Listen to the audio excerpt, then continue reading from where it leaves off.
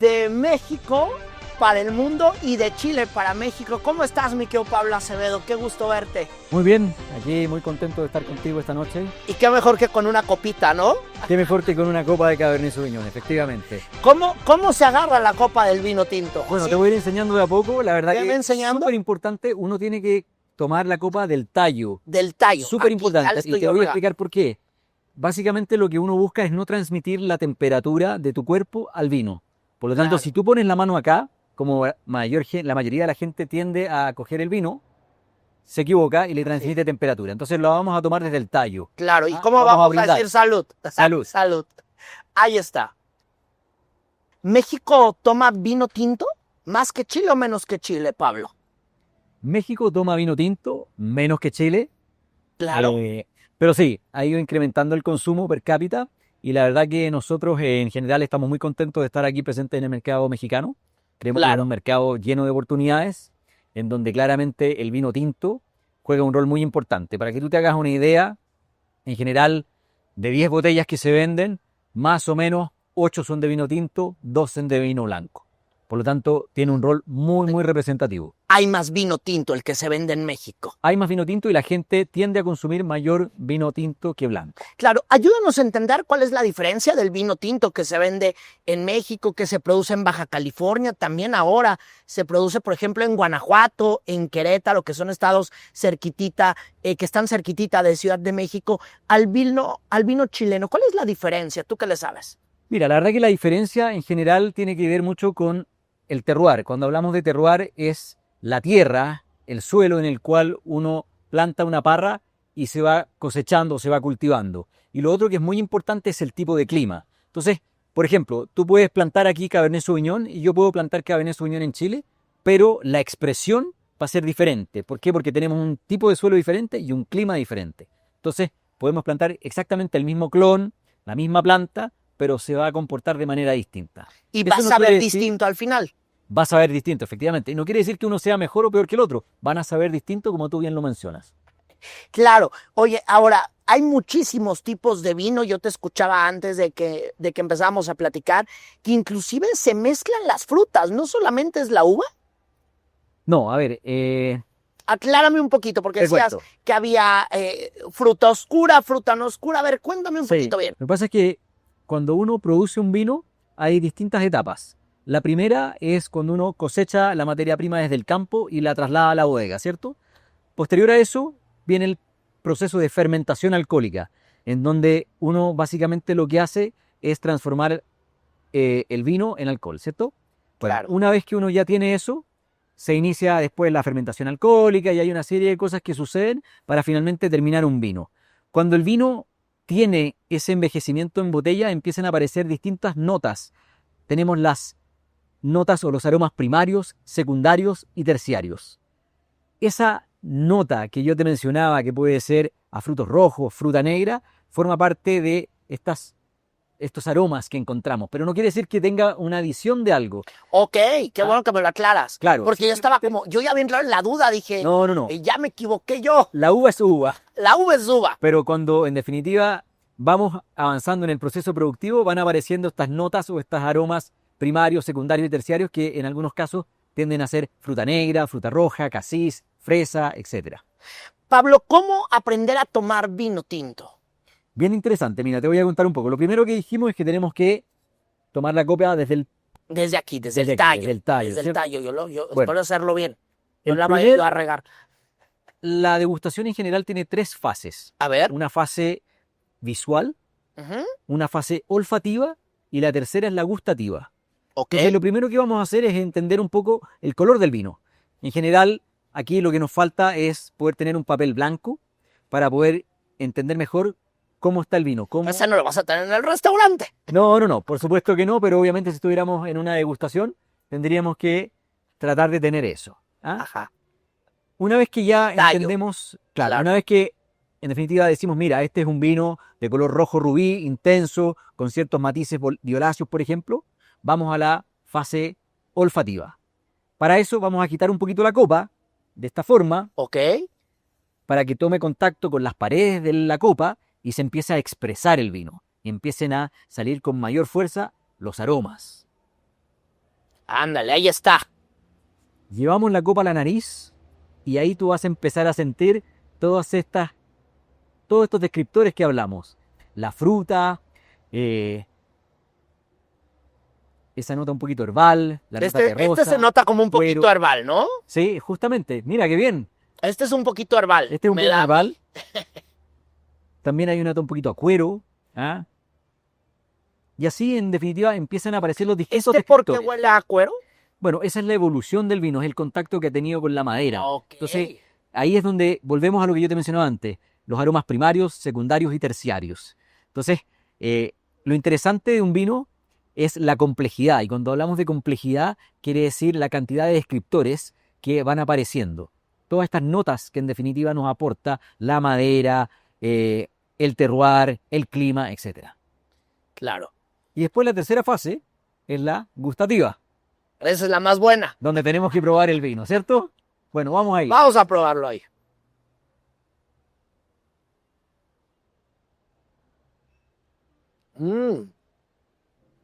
¿Qué te pareció? Me gustó. Lo sentí herbal, ¿Los intervalos? lo sentí, digo, al final como una notita. Especiado. Ajá, especiado, pero frutal también. Justamente. Y también lo que aparece y que se integra de muy buena forma es la madera. ¿Ah? La madera es un complemento en el vino. Tú bien lo mencionaste, el primer impacto que tú tienes que tener cuando degustas un vino es la fruta.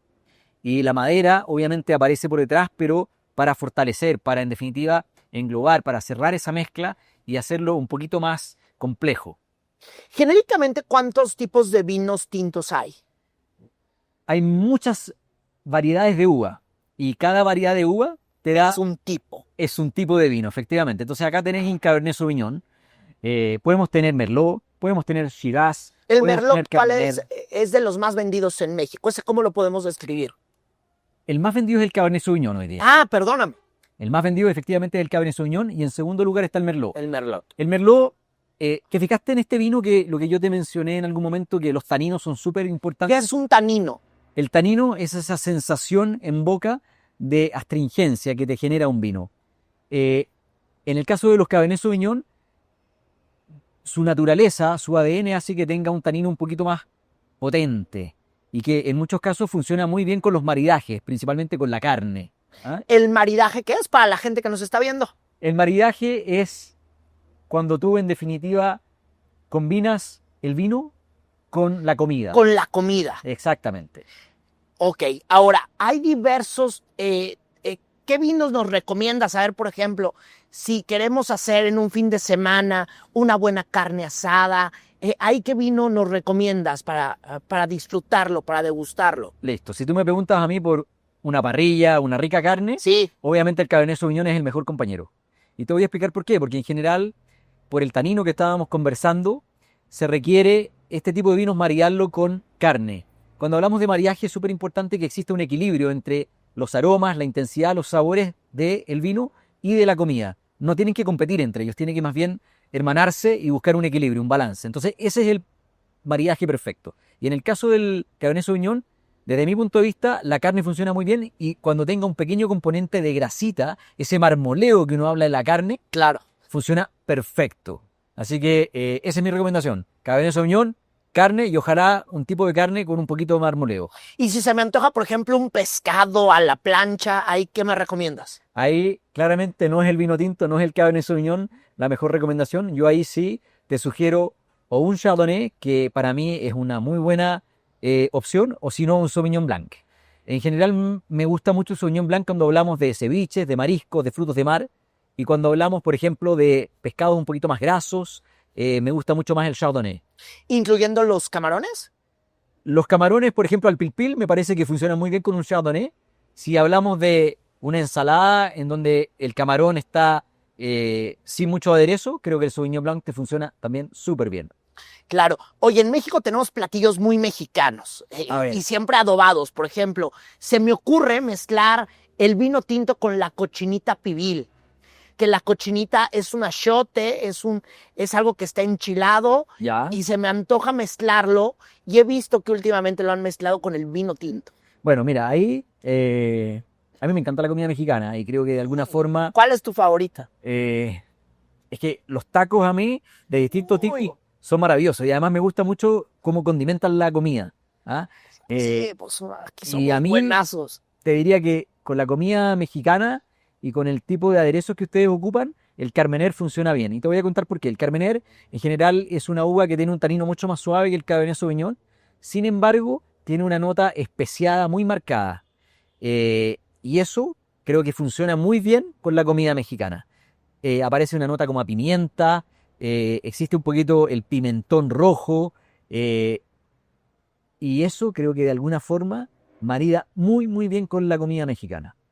Se van a la segura con eso. Eso, bueno, pues ya lo estás diciendo tú que llevas 20 años en este tema de los vinos y desde más, ¿no? Pero por hacer una contabilidad llevas 20 años en esto. Ahora, para quienes somos un poco más flojos y quienes el fin de semana, la verdad, nos cuesta trabajo levantarnos y nos hacemos unas quesadillas de queso, que es la tortilla con el queso, o encargamos una pizza a algún restaurante de comida rápido, ¿ay qué vinito nos recomiendas? Mira, con una pizza, la gente en general, cuando hablamos de pizza, no se atreve mucho a marearlo con el vino, pero yo siento que es una muy buena combinación. Yo Eh, nunca lo había hecho, pero una vez lo hice y quedé satisfecho. Dije, ¿Qué de ahí, uva probaste con la pizza? mandé. ¿Qué vino? ¿Qué No me variedad de uva? acuerdo. Ok, Yo soy malísimo para los yo te nombres. recomiendo un Merlot. Un merlo. Un Ahí Merlot, está. porque el Merlot es una variedad de uva bastante suave, bastante amable, que de alguna forma nuevamente no es muy, no tiene tanta estructura en boca. Entonces me parece que de cara a la pizza funciona súper bien. Obviamente hay distintos tipos de pizza, ¿cierto? También cuando hablamos de una pizza de pepperoni, cuando hablamos de una pizza con vegetales cambia un poquito, pero en general, si tú me preguntas, me parece que hablando de pizza, creo que el Merlot es un súper buen compañero. Claro. Ahora, no necesariamente el vino más caro es el mejor. Más o menos, ¿cómo están los precios de los vinos que tú te puedas llevar a una reunión familiar? Algo bien en la economía mexicana. ¿Cómo están los precios de tener algo bueno en la mesa y poder disfrutarlo como se merece y sobre todo en este fin de semana? Mira, lo primero es que el vino que más te gusta, no, el mejor vino es el vino que más te gusta a ti. Eso yo Claro, creo que por eso ya. Y déjense de estar ahí con la marca, la etiqueta y las locuras. Exacto. Yo creo que cada uno tiene sus gustos y el mejor vino es el que te gusta a ti. Ahora, cuando hablamos de una muy buena relación precio-calidad, me parece que en los 200, 250 pesos mexicanos te encuentras con tremendos vinos. De verdad creo que ahí encuentras vinos muy, muy entretenidos, vinos buenos, de buena calidad. Claro, ¿qué tal está el mercado joven atendiendo el tema del vino? ¿Sí están consumiéndolo, no? ¿Se están yendo por nuevas bebidas? ¿Cómo lo estás viendo? A ver, los jóvenes en general no beben tanto vino. Y uno de los desafíos que tiene la industria vitivinícola es cómo logramos acercar a la gente joven a la categoría de vinos. Y ahí la verdad es que hay distintas propuestas que hoy día las bodegas han estado desarrollando y que tiene que ver con vinos más fáciles de beber, vinos con un nivel de dulzor mayor y muchas veces con un nivel de alcohol un poquito más bajo. ¿Cómo se logra un dulzor mayor en el vino? Hay distintas formas en general, pero cuando hablamos de un vino como este, por ejemplo, estamos hablando de un vino seco, un vino que en términos de azúcar residual anda por ahí por los 3 gramos por litro, 3,5. Cuando hablamos de vinos con un nivel de dulzor un poquito más elevado, estamos hablando entre 15 y 20, y eso hace que en definitiva el vino sea mucho más amable en boca. Y eso es fundamental para poder captar nuevos consumidores, gente que no está tan afín con la categoría hoy día. ¿Cómo se logra? De distintas maneras. Cosechando un poquito más tarde, corrigiendo con mosto, hay distintas técnicas, pero en general te diría que es una muy buena propuesta hoy día de cara a poder reclutar, como te digo, nuevos consumidores y que esta gente se vaya acercando más a la categoría vinos. Claro, ¿un vino tinto se puede hacer casi con una uva que ya se convirtió en pasa? Eh, Eso ha causado mucho ruido en redes. no, a ver, lo que pasa es que hay algunos vinos. Claro. Ay, mira, también te voy a contar algo muy entretenido. Tú cuéntame. ¿Tú sabes cómo, en definitiva, se le da el color al vino? No. Bueno, a través de la piel de la uva. Ahí es donde hay un componente que se llama antocianas y eso es lo que te define el color.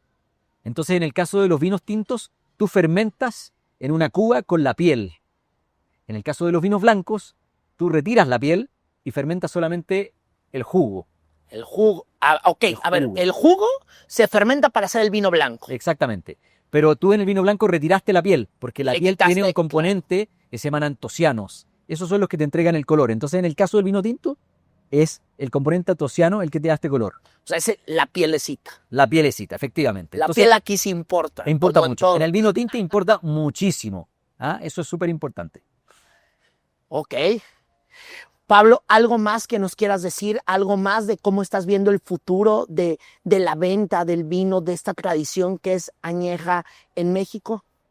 No, mira, yo creo que para cerrar simplemente agradecerles y invitarlos a que tratemos de sumar a más y más gente a la categoría vino. Yo creo que hay que atreverse. No hay que tenerle miedo a esta categoría, muy por el contrario. Creo que es una categoría en donde te puedes encontrar con grandes sorpresas. Un vino, una copa de vino, es muy entretenida de verla en una buena compañía. Hoy día yo la verdad que estoy disfrutando mucho contigo de esta conversación y estamos bebiendo un rico Cabernet Sauvignon de Chile. Claro. Oye, y además me quedo con algo. Me estás enseñando que el vino se puede tomar, pues, o sea, lo puedes combinar con una ensalada, lo puedes combinar con una buena carne, con una buena pasta, y me quedo con eso. Al final el vino sí se puede combinar con todo. El vino, ya estoy yo cargando mal la copa, pero el vino al final sí se puede combinar con todo, porque yo me acuerdo que hace muchos años decía, no, es que como crees que con una quesadilla de queso eso no se puede, y este tipo de historias. Hay vino para cada ocasión de consumo y en definitiva el mensaje es atrévanse, hagan la prueba, combinen. Nos podemos equivocar, pero bueno, damos vuelta a la página y probamos con otro vino. Pero en general yo te diría que con cualquier tipo de comida el vino funciona. Claro. No se necesita un plato muy sofisticado para poder maridar con un vino. Eso es clave. El super guisado. Algo súper simple del día a día también puede funcionar perfectamente con un vino. Claro, pues yo te aprecio mucho estos minutos, mi querido Pablo. Salud. Salud, que estés muy bien y muchas gracias. Gustazo verte. Yo soy Irving Pineda, siga en la señal de Fuerza Informativa Azteca y en verdad, qué gusto andar por acá. Buen fin de semana a todos.